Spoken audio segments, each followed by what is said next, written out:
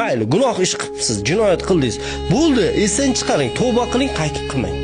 Qaytmang gunoh. Qaytmang unga. Eslab yurmang. Kimdir sizni xafa qilgani, bo'ldi, kechirgan bo'lsangiz kechirdim deng, esingizdan chiqaring. 3 kundan ortiq azoblashish mumkin emas. Kechirmasangiz ham hech narsa o'zgarmaydi, esingizdan chiqarmang. Mana kechirmadingiz, qalbingizda husumat paydo bo'ladi. U odamga buni hech qanday zarari yo'q. Lekin Sizga zarari bor. Bitta ishi o'xshamadi. Endi yangidan boshlang. Va bitta joydan sizni ishdan bo'shatdi. Assalomu alaykum, sog' bo'linglar. Bo'ldi. ularga qanaqadir yomonlik Yo'q, uni nima qilasan yopishib? Bir joyda sizni xohlamayapti. Eng yaxshi yo'li ketish kerak.